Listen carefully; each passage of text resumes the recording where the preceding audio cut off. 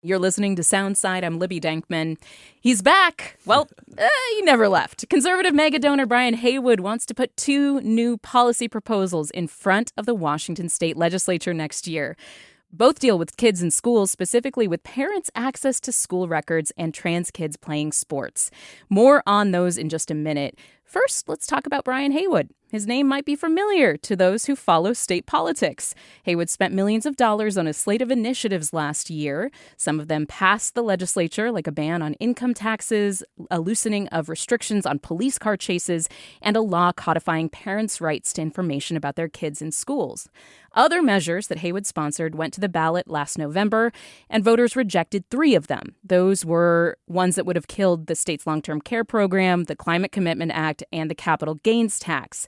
Voters passed a 4th initiative that Heywood helped back, and this one was about preserving access to natural gas. But that one's been tied up in the courts and has not taken effect yet.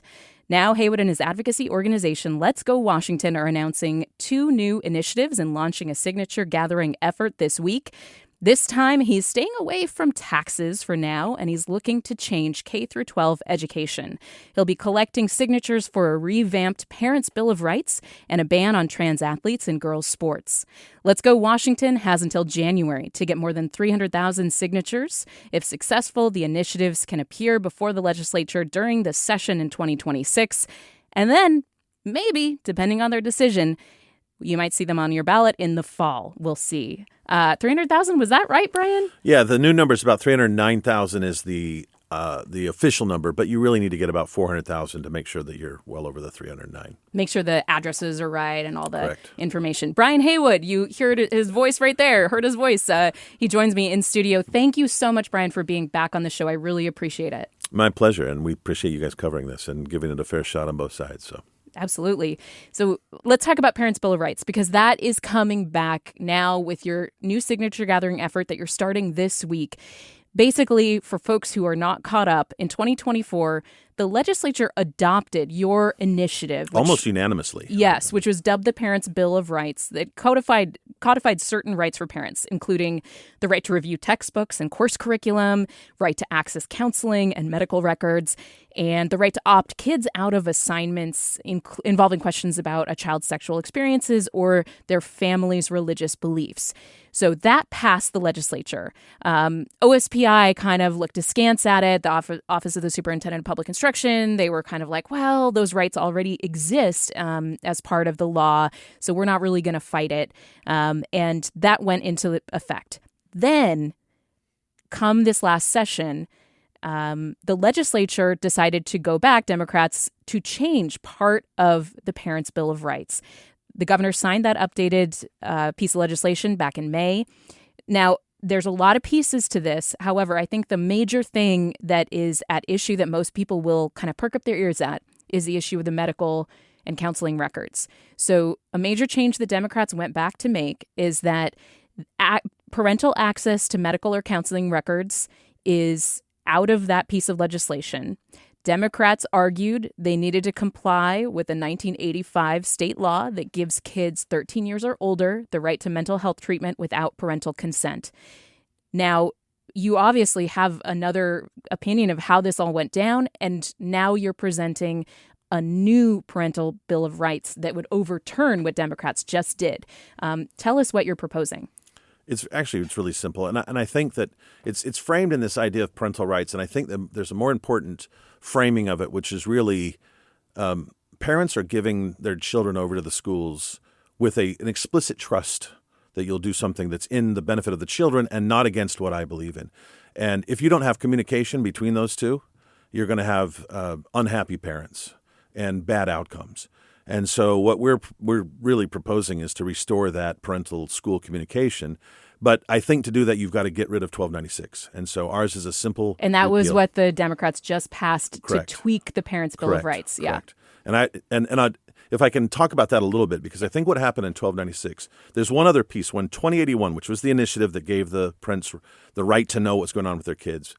Reichdahl, the OSPI, he didn't just sort of look askance at it. He actively said, we will not enforce this. And so then for a year, even though it was law, he gave no direction to any of the schools and didn't give any guidance on how to address or implement this law, which meant for 1 year there was sort of this limbo. And then in January of this year, the legislature, and then they did something sort of more comprehensive, I think, than the way you've described it. Yeah, sure. Number one, they gutted the bill, right? They gutted the pieces about parental notification. And there was actually some amendments that were controversial. I don't know if you knew it, ever saw them at the time, but the Republicans proposed amendments that said, well, let's say that a school employee rapes your child. The school should have to immediately notify the parents. And on a voice vote in the Senate, every single Democrat voted against that amendment. Now, it became such a controversial issue that when it went back and forth 5 times, finally they said, okay. They have to notify. But then it's sort of codified in within 48 hours. Democrats say that if your child is a victim of a crime, you still have to be notified. That's not what the law. When they voted against it, and the way that they've said you have to be notified within 48 hours. If my child was raped at school, and they don't tell me for 48 hours, I'm blowing a gasket. I mean, that's not an acceptable thing. So they're playing word games, and I think. Again, I went down to the Senate and I was sitting in the chambers listening to them debate this, and I heard them make their arguments. And it just, they're playing with words, and the public, Joe Public, who's working 2 jobs to pay for his family, he doesn't have time to hear all the bull crap that they're going back and forth on this. And so they go, oh yeah, well you can we have to notify immediately. We had to anyway. That's sort of this thing. And that's what I've discovered is they say something that's not true, but it's kind of true. It's kind of true that the law says you have to immediately notify parents, but that doesn't tell you is that immediately means within 48 hours.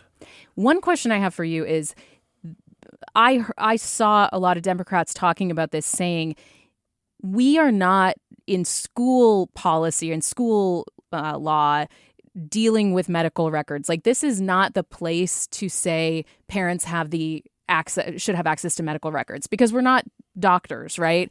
That this is already the law in other parts of state code, that, parents have the ways that they can access medical records is outside of like school policy.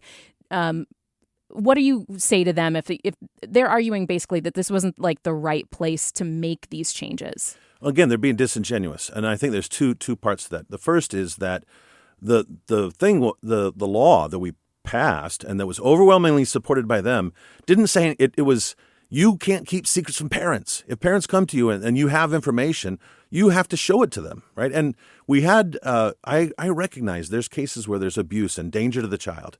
We were sensitive to that and said, if that's the case, then this doesn't apply. If right? there's an investigation going on against a parent, then the school does not have to overturn records. Correct. But the school was making the assumption that, and what they, in the legislative session, the Democrats were proposing this assumption in the way that they discussed it and brought it up, is that parents fundamentally can't be trusted. They're dangerous. And so we, as the school employees, if we feel in our judgment that it's a risk to the child, we're going to withhold information at our discretion.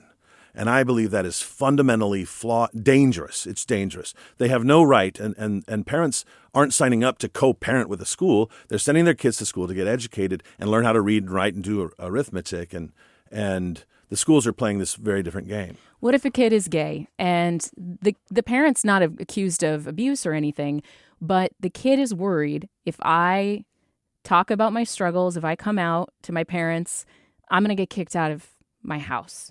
And so I talked to a school counselor. Do you think that a school should automatically have to turn over everything that kid has said, or, the fact that a kid talked to a school counselor? Well, there's assumption in that again, this is the assumption that the left has pushed, is that the parents will automatically do the wrong thing with the child. And what even in your question, it's like this kid thinks that my parents will get angry. And I think that's doing a huge disservice to the love that parents feel for their kids.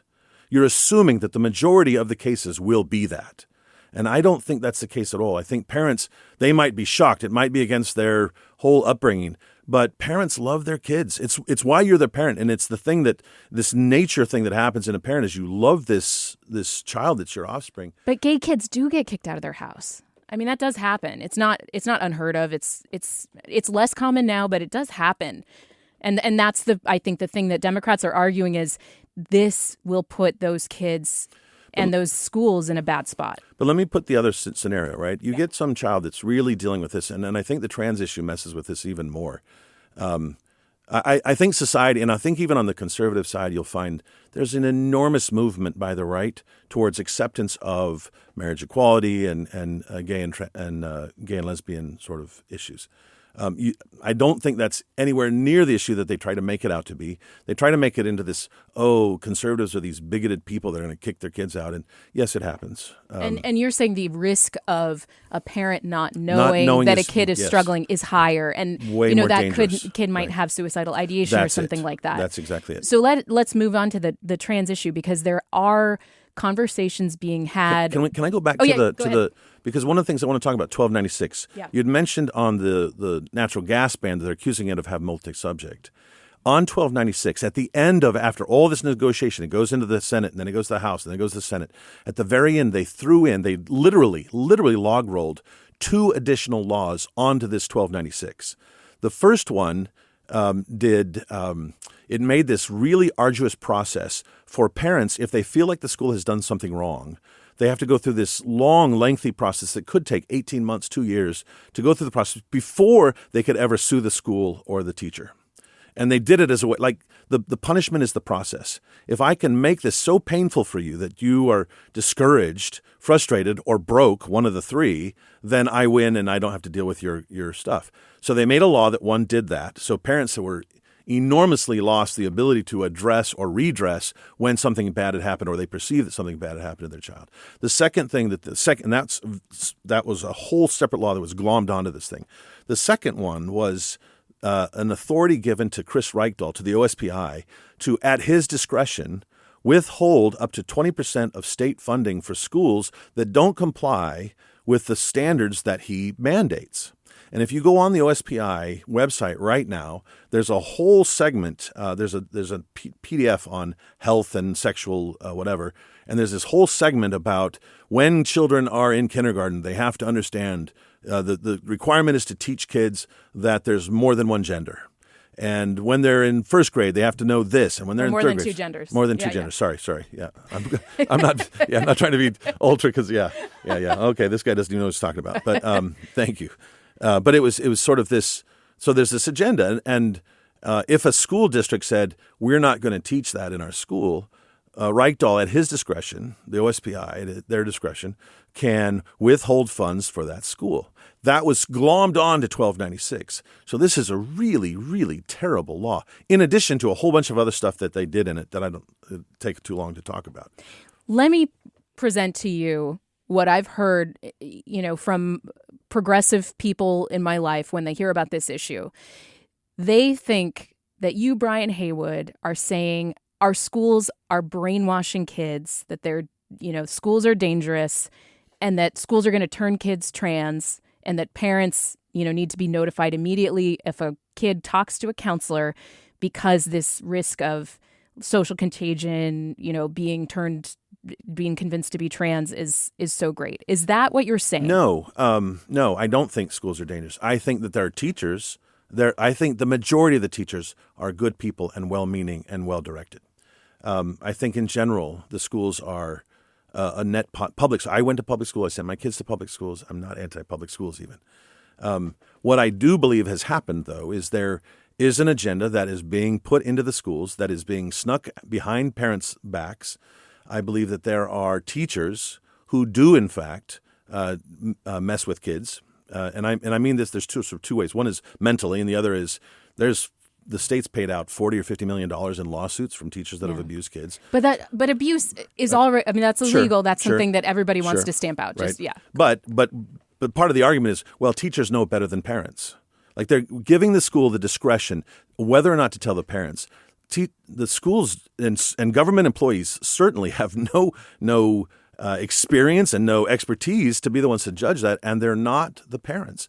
And my argument is much more from the parental side. If something happens to my child at school, or I had an employee talk to me about their child was they were at school they were one thing, and at home they were different, and they didn't like that. And finally they talked to the mom, and but they were sort of keeping secrets about it. And you mean the kid talked to the mom? Or? Yes, yes. But not. So they were basically like experimenting with their gender identity at school. But it wasn't. They were encouraged. They didn't like a certain thing that was happening, and the teacher said, "Well, maybe it's because you're transgender."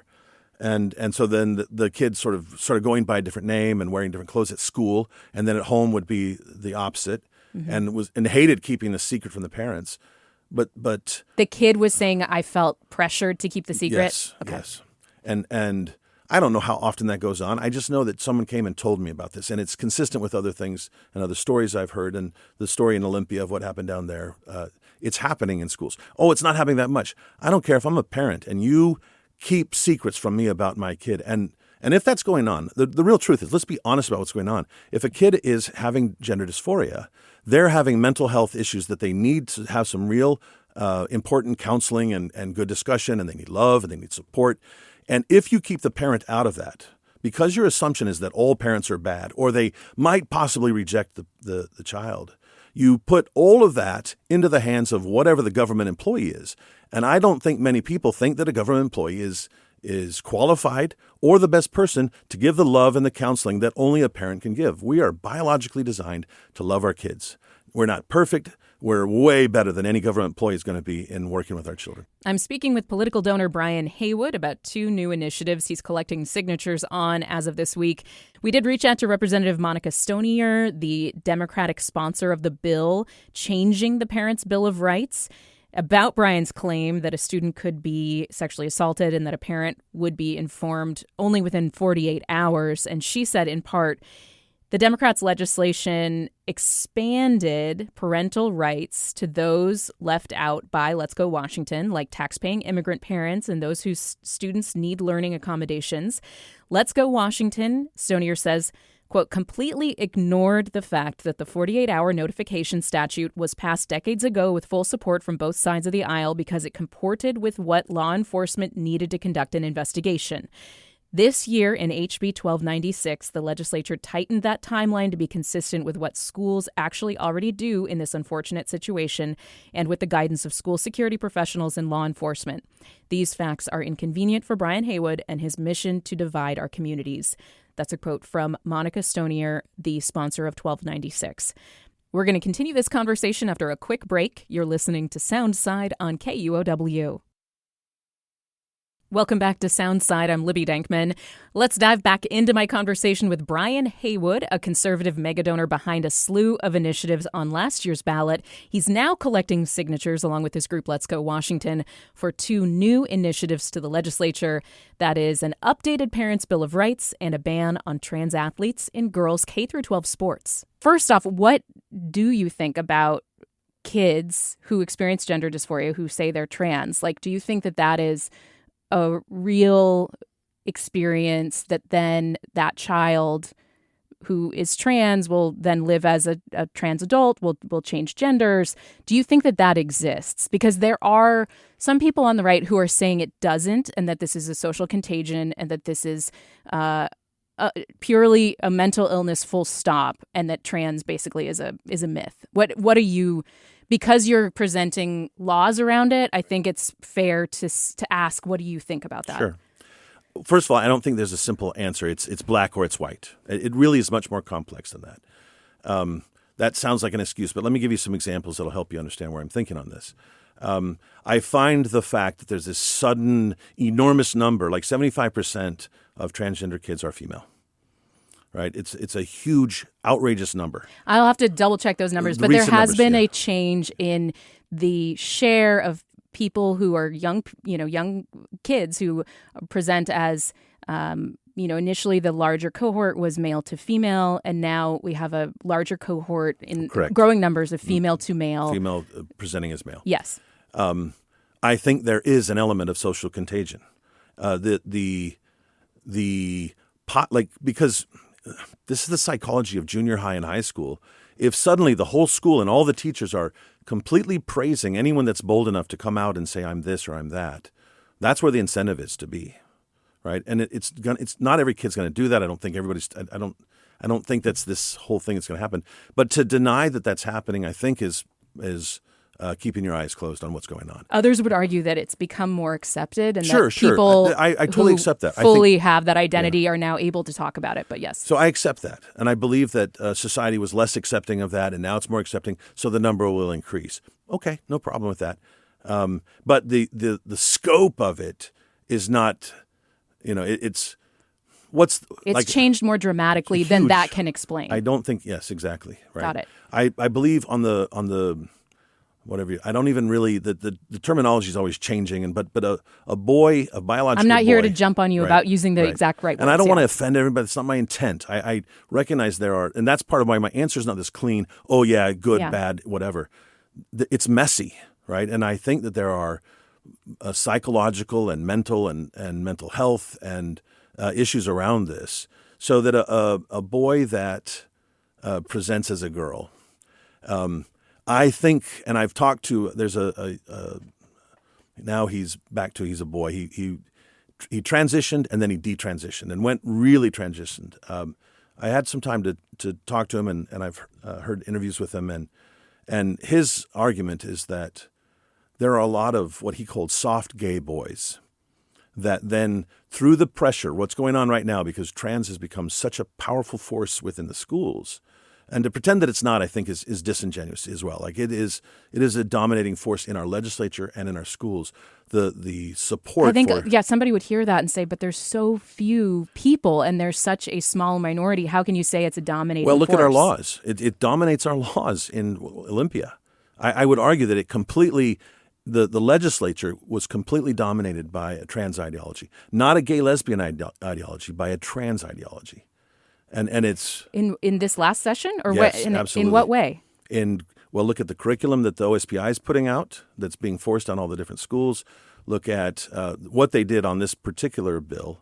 And in this bill, the part I didn't talk about before, the Parents' Bill of Rights bill, there was an amendment that was presented to ban trans girls in K-12 sports. That was defeated. Right. Is that what you're talking about? No, that's one of the pieces. What they did add into it is and this is something that's unique, and it's a whole nother rabbit hole, but they added trans identity as a protected class. Now, if you make someone who's by skin color, someone that's black, and you make that a protected class, a minority, I can't pretend, I could say that I'm black, but everyone would laugh me out of town. But anyone can claim a transgender ideology. And in the schools, it has become incredibly popular, or at least encouraged, I would actually argue. When I grew up, it was discouraged, and I would argue it's at the complete opposite end of the spectrum, where it is strongly encouraged now in schools. Okay, I'm going to put a pin in that. Sure. I think that people listening to this, on the left, I'm going to arrow shot at my skeptical. House. Let them be that way. No, I don't think my listeners are. They're not archers. Okay, they're not that style. But flamed online maybe. So this idea that there has been, basically, you think that trans people exist, but you do think that the increase in the number, specifically of a different balance in who's presenting as trans, that there is a social containsion element of it. 100%. Is that accurate? Yes, I believe there is. Okay. I don't believe that all kids are that way. But and I also, if I would put another nuance on this, this is the thing that'll get me the hate mail the most. You can't become, if you're a man, you cannot become a woman. You can dress like one, you can present like one, but biologically you are a male or you're a female. And this goes to the next thing, which is the sports issue. So when I'm saying trans girls, you don't like that term. I think it's a lie. I think it's not fair to and let me differentiate between children under 18 and adults over 18. Yeah. I don't care what you do in your life. I don't care how you present. I don't care what you call yourself. As an adult. And especially if you're going to do anything that's surgical or chemical in what goes on, under 18, I think that there's some real problems with what's going on. I think there's actually borderline child abuse in what's going on, because I don't think the children have the mental ability to make that decision yet. But these are decisions that are being made between a child, their doctor, their parent, that they're eliminating the parent, though, and that's the piece in the... Well, I mean, they're eliminating the parent at what point? I mean, nobody's getting prescribed drugs without the parent's consent. They can. In this state, Jamie Peterson, the Senate Majority Leader, went on TV and said, in this state, if you're old enough to get pregnant, parents don't have a right to be involved in the decision. If you're 13 or older, parents don't have a right to know or have a say in or change the decision. And you can get birth control when you're younger, but you cannot get puberty blockers without a parental consent. No, you can. In the 2000, because here's how it works out. So the school can take a kid, or a teacher, or anyone can take a kid to a place. We passed a law in 2019 that said insurance companies are not allowed to tell parents any treatment that the child got. So the child can go in and talk to a doctor and ask for whatever and get any kind of advice and actually get things done, not just really this is medically they can get anything done. They could get an HPV shot, or they can do it without telling the parent. So that is an issue that let's set that aside, because your legislation is not having to do with that specifically. No, they're all related though, right? Because it's in which the legislation for parental notification is there shouldn't be the secret. And what I want to just kind of make our shift over to is this ban that you're proposing for trans girls in sports. It's not a ban it's protecting girls' sports. I want to rephrase it, right? Okay. Your trans athletes can play in the sport with which they were born. We're not banning them from playing sports. Okay. And so I think it's an unfair misnomer. It's in a way to say, oh, you're banning something. No. It's unfair that girls who have worked their whole life whatever, they're 16 years or 17 years, they've trained, they've committed hours to this, and suddenly a boy comes in and he wins the 400 by not a little bit. It's not like close. Like he wins enormously and breaks school records. A basketball team that has boys on the other team in an all-girls league, it's not fair to the girls players. And that's my focus. I'll just put a marker down that says, I am going to say trans girls in sports. You are going to say, what you're going to say. Males, you're going to say biological males. Right. Okay. So we're going to continue to have the conversation. Sure. I know some people, when they hear you say biological males or boys, when you're talking about trans girls, they would say, I should stop this conversation right here because I should not be discussing this with somebody that they see as bigoted. And I've gotten that mail. So I just want to say I am putting a marker down that says I think it's worthwhile for us to have this conversation to get this out. So let's move on from that. So basically you're saying that somebody who's participating in K-12 sports needs to be participating based on the gender they were assigned at birth. Now, that involves what? How do you make sure that is happening? And so we were very careful on that. That's actually a really good question. And I'm going to get painted as a troglodyte no matter what. But my intention is not to hurt anybody or to exclude anybody or to. That's not my intent. It is, and so we thought about this because the last thing you want is some track meet where there's I can imagine some sort of inspection process. That would be a horrific and embarrassing thing for everybody, no matter what. The law basically says, and there's already in Washington law, in order to play sports, you have to get a physical from your physician. That's already the law. And the physical has to essentially declare what your gender is, right? That you're male or female, essentially.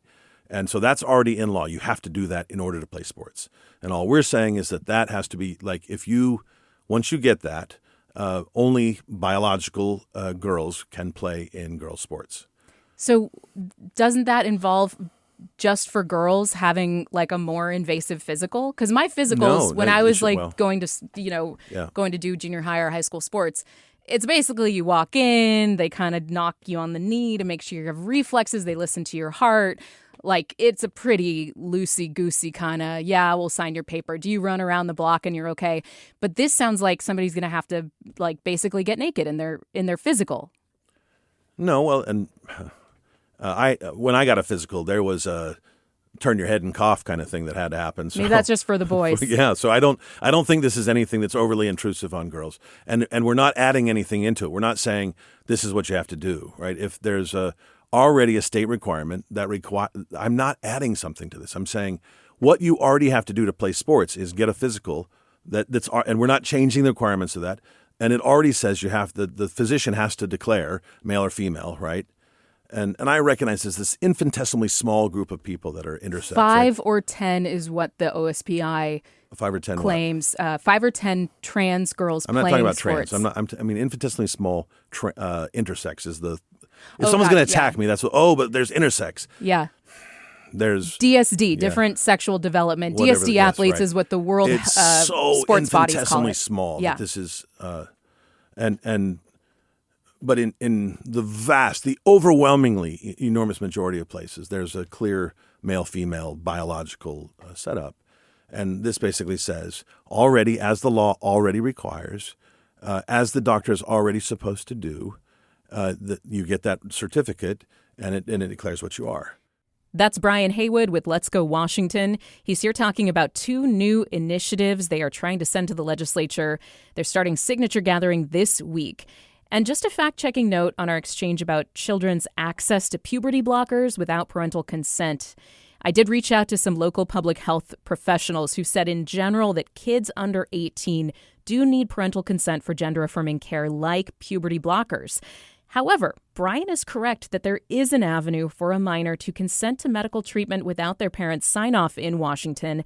That's called the Mature Minor Rule. It's based on a 1967 state Supreme Court case.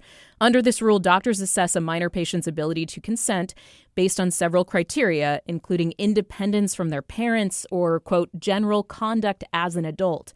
One public health spokesperson I talked to on background said that this is very rare and particularly rare for gender-affirming care. And we're going to be back after a quick break on KUOW. Back with more Sound Side here on KUOW and more Brian Heywood of Let's Go Washington. Heywood was the sponsor of 3 anti-tax initiatives on last year's ballot. This week, he's starting to collect signatures for 2 new initiatives to the legislature. That's an updated Parents' Bill of Rights and a ban on trans girls in K-12 girls' sports, which Heywood says will protect girls' sports. Let's hop back into that conversation. Why? Why do you want to do this when it is so few athletes, only 5 or 10 a year in the state participating? So let's go back and let's look at what this argument's been. As I've been following this, at first it started out, and this was about 10 or 15 years ago when this became an issue, and it really was starting to become an issue. The argument that I heard was, this will never happen. There will never be boys trying to compete in girls' sports. It won't happen. And then it started happening. And then there's so few that it really doesn't matter. Right. And then and this is 5 in our state. Right. But 5 that have made headlines, I think, is a better way to say it.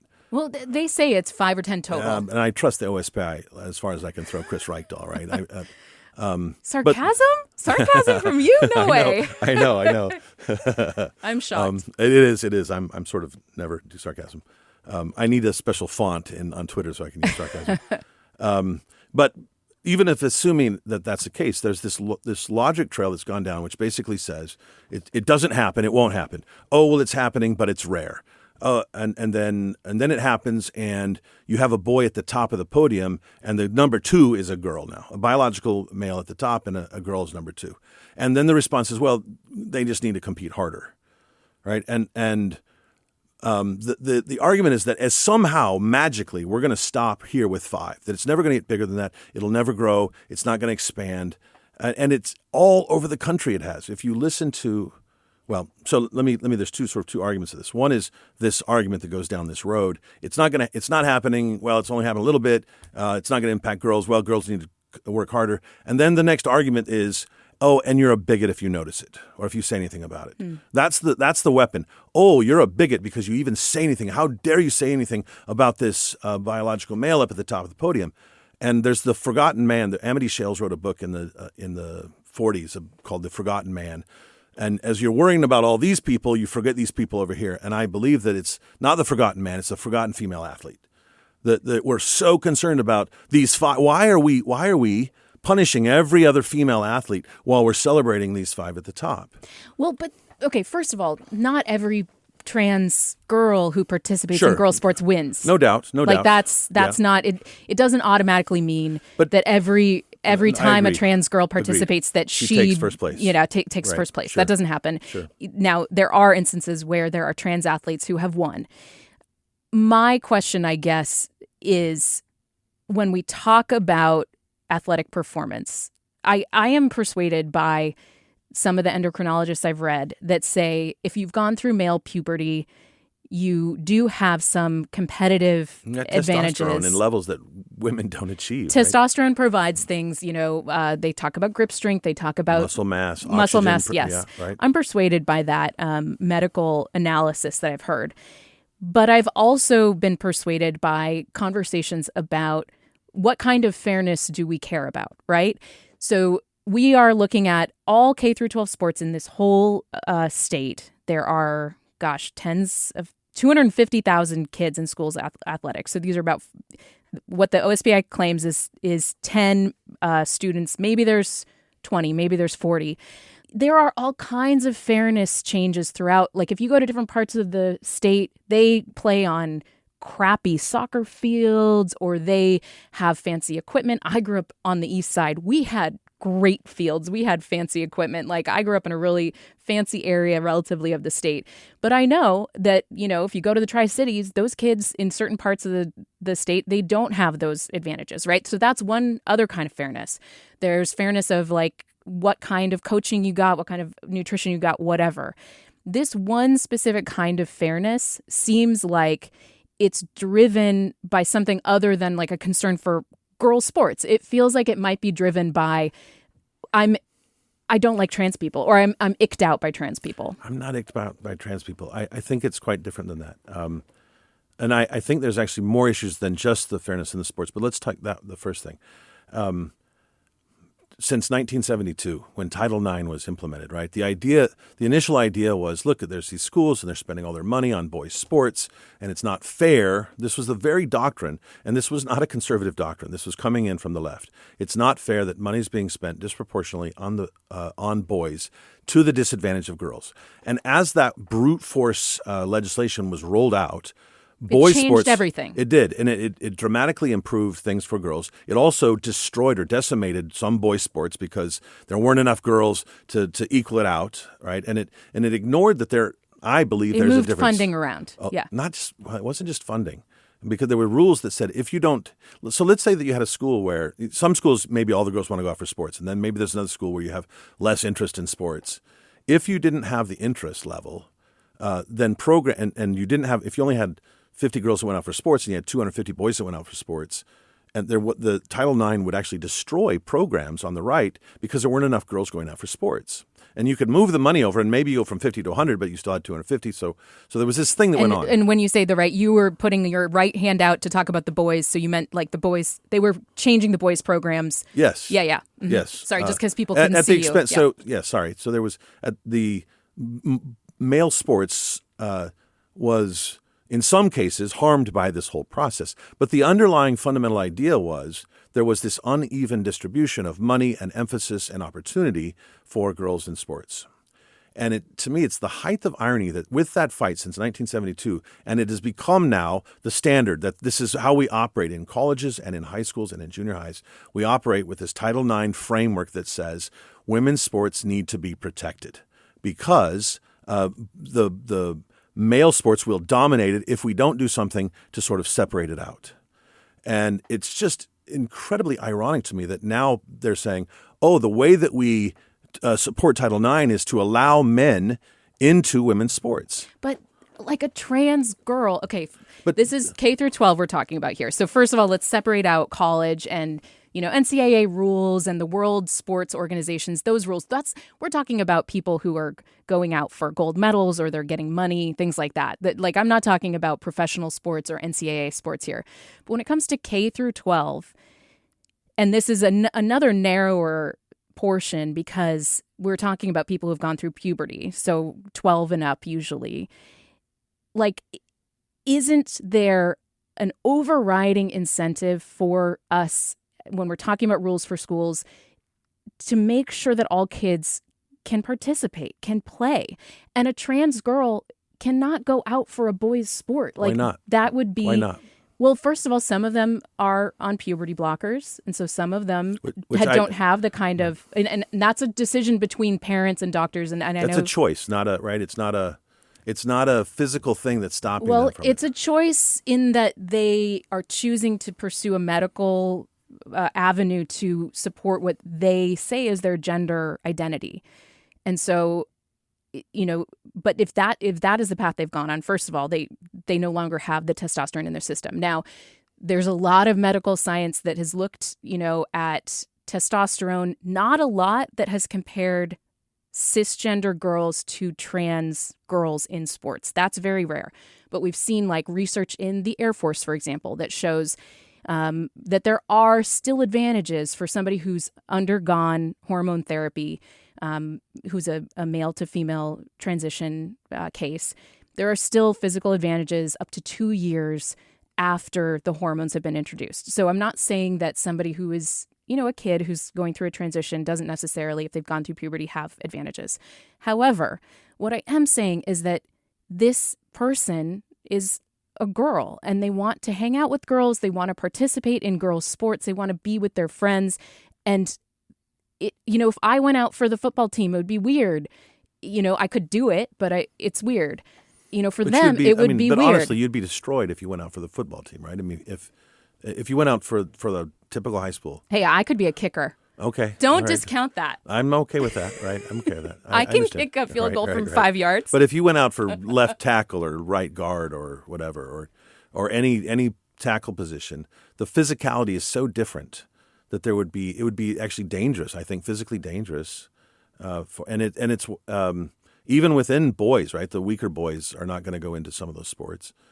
So there's already a thing there because top male athletes in high school are so significantly stronger that there is I think it's actually a dangerous thing when in certain sports where they're competing together. But back to your other point, though, I think the bigger issue, you said, well, who cares if he's 5? And let's don't talk about college, but I think you have to include that because if a trans athlete competes in girls' sports and breaks all the school records by ridiculous amounts, and then gets the scholarship as that then the which girl, is a really extreme example. But it's happened. No, it's not extreme. It happens. This is a new movement that's going, and so it's extreme. It doesn't happen. It is happening. And if you ever listen to Riley Gaines, one of the things she talks about is being in a locker room. So even if you're in a school that says we don't allow trans athletes, but you compete against another school that has trans athletes, and you're in a locker room, and this is if a male walked up to your daughter's window and stood there naked in front of the window, you would call the police and have them arrested. If a biologically intact male is in a girl's locker room, and you say anything about it, now you're a bigot, and then we give them a medal. Well, okay, we're not talking about access to locker rooms, per se. However, is it not though? Isn't it? I mean, how is that not related?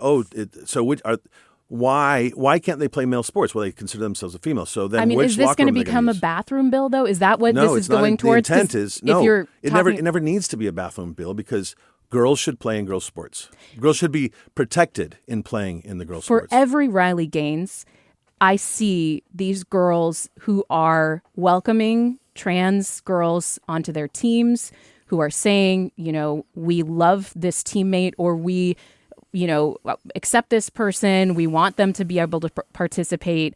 And my fear is that there is a much greater danger of telling kids who are already in a vulnerable group that they don't get access to this thing that is an important part of growing up. They have absolute access. They can go in their biological sport. There's nothing stopping them from playing that sport. So I think it's sort of, again, it's not a fair argument to say they can't play sport. You're cutting them out of sports. No, absolutely you can play sports. I think it's much more damaging to women's sports to say it doesn't matter how hard you try. And I get it. I know there's not every trans athlete's going to be taking the top of the medal.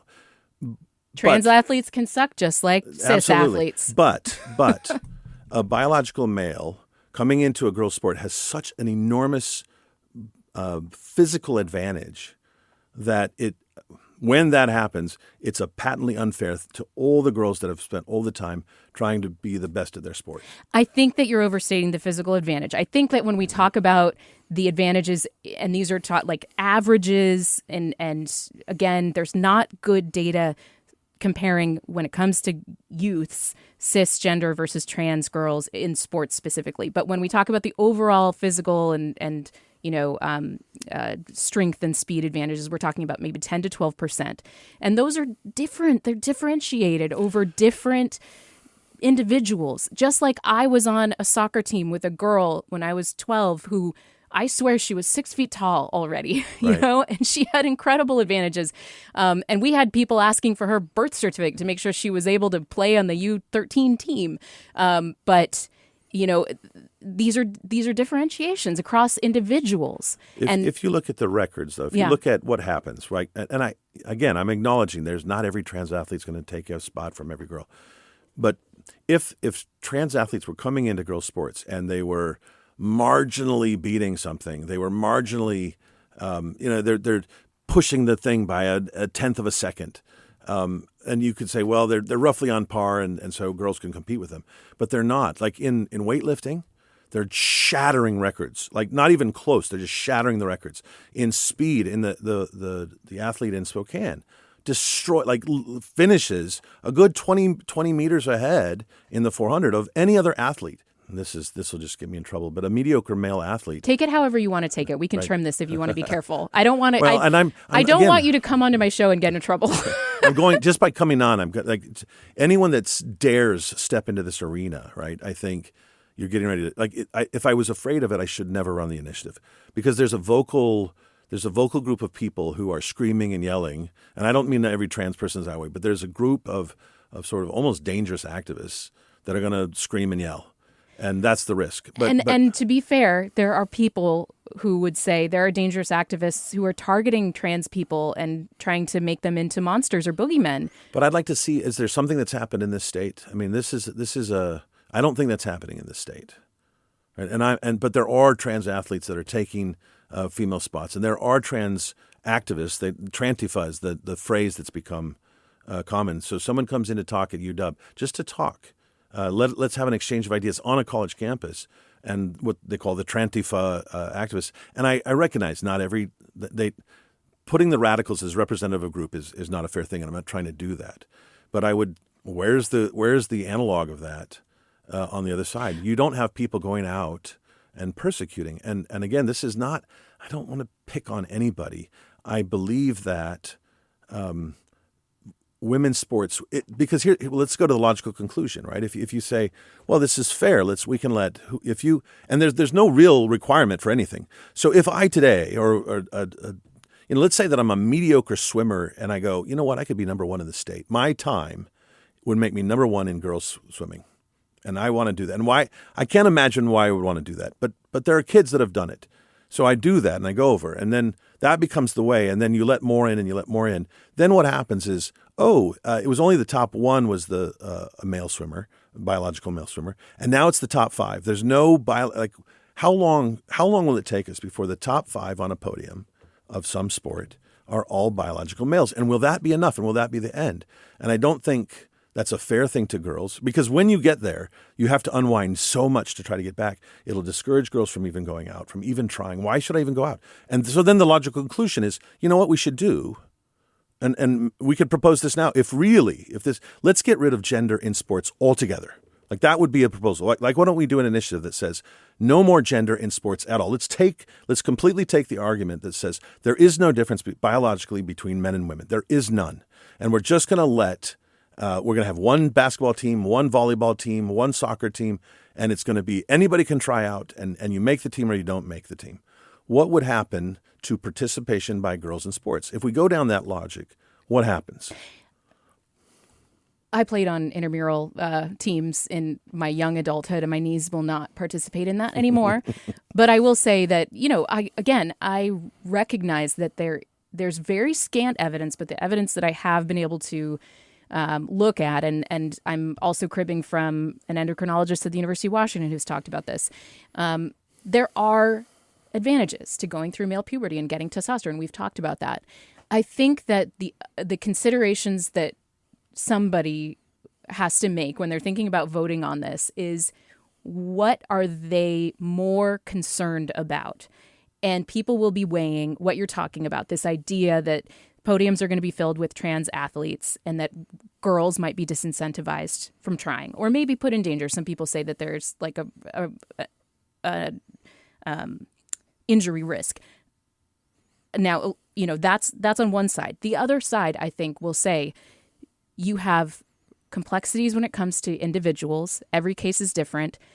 The bigger danger will be excluding kids who are already a really tiny part of the population and telling them they're not welcome on sports pitches. They're not welcome to be a part of this rite of passage for childhood. And I think that's going to be I don't think that's something a that's choice. hotly debated.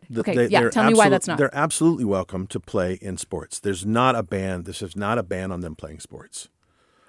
The choice that people should be thinking about is, my daughter is going out for sports, and I'm going to spend years taking her to soccer practice, and I'm going to take her to this or that, or gymnastics or whatever, basketball games, or all these things to get her. And if she's one of those that really loves sports and develops and that's her thing, and she sort of moves into this, and then I move in, and then there's two things. One is, I think the locker room is a real issue.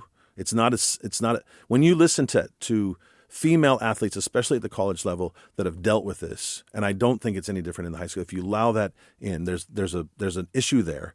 But then the other issue, this really is this fair to female athletes who've put in the time and the effort to become the best that they can be, to then have, and the disparity, like, really, I'm going to go back to the disparity is not small.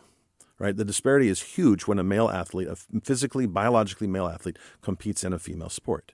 And you keep talking. It depends, though. It depends on the athlete.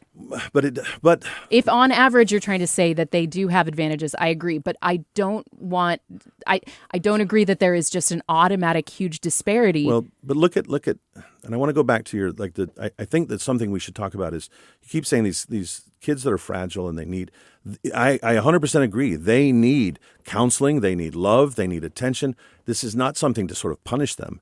But I don't think that you help them or support them by pretending this thing is okay, that they're competing as a girl. They can present I don't care how they dress. I'm not arguing for dress codes in schools or anything like that. I'm saying in this arena of sports, we have as a society, historically, and then in 1972, we sort of legally said there is this dividing line, and there's sports that are dedicated towards biological females.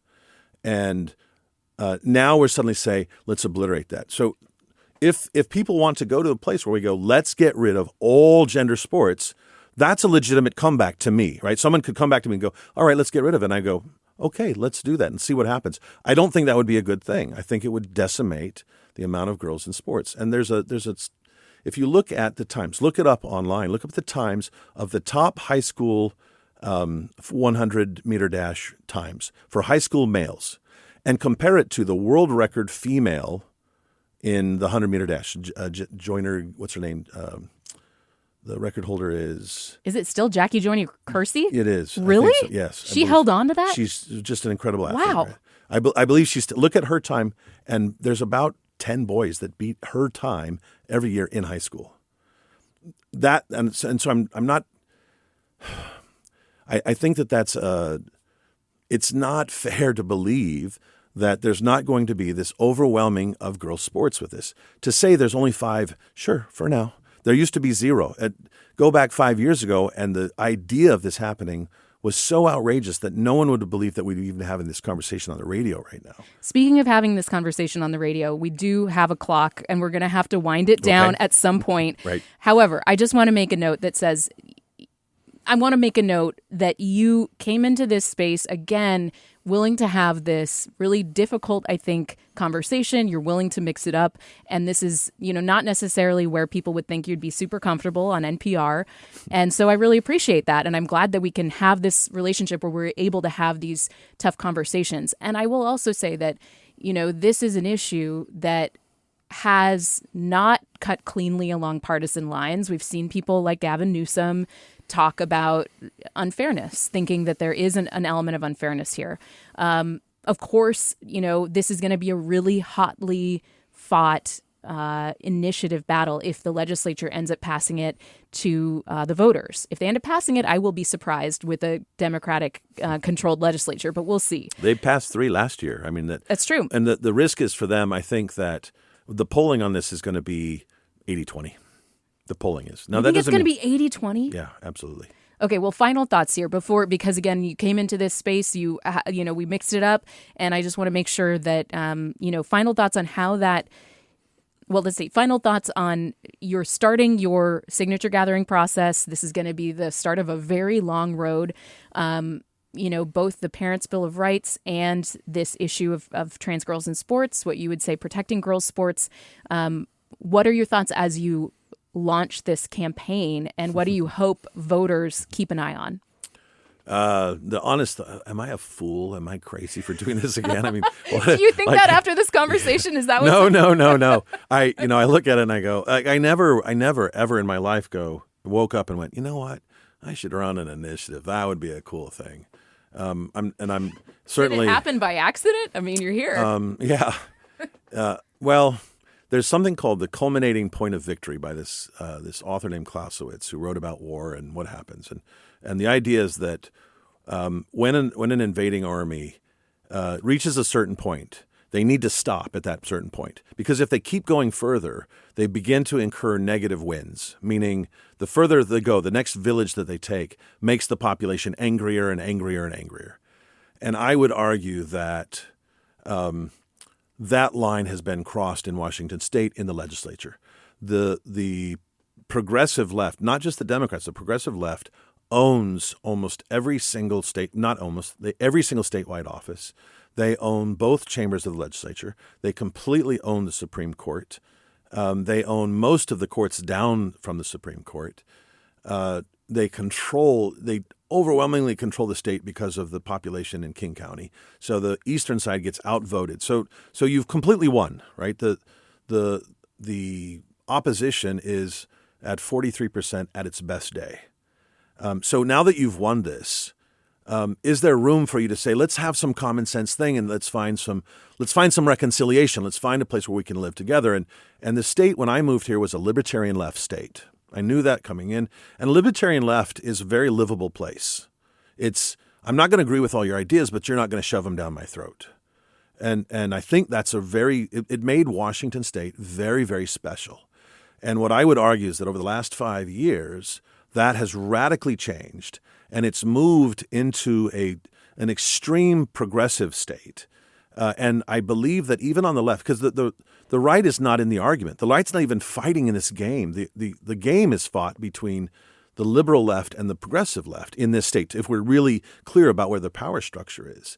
And I suspect that there are liberals in the sort of sense of what used to dominate the Democrat Party here. Center left, that are not comfortable with where the culminating point of victory has been exceeded and where it's gone to. And I think sports is one of those areas. I've had a friend who was he was, this is actually in California, but he was born and raised New York Jewish, a liberal Democrat, moved to California. So it's like about as liberal as you can get without going into the progressive camp. And he and I spar, and we don't see eye to eye on almost anything when it comes to politics, even though we're good friends.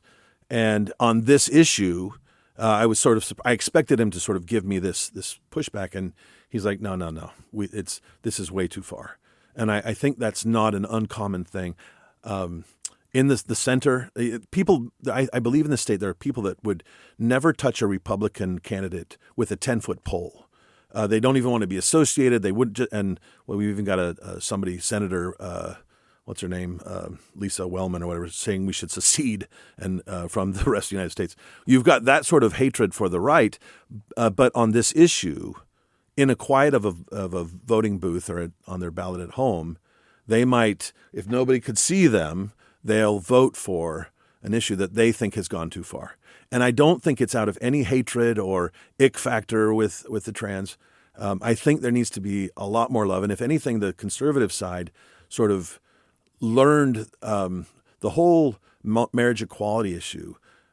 I think, but not everybody, and there's still people that are very, very opposed to it, angry with it. But you see that it doesn't come up on the platform of Republican politics.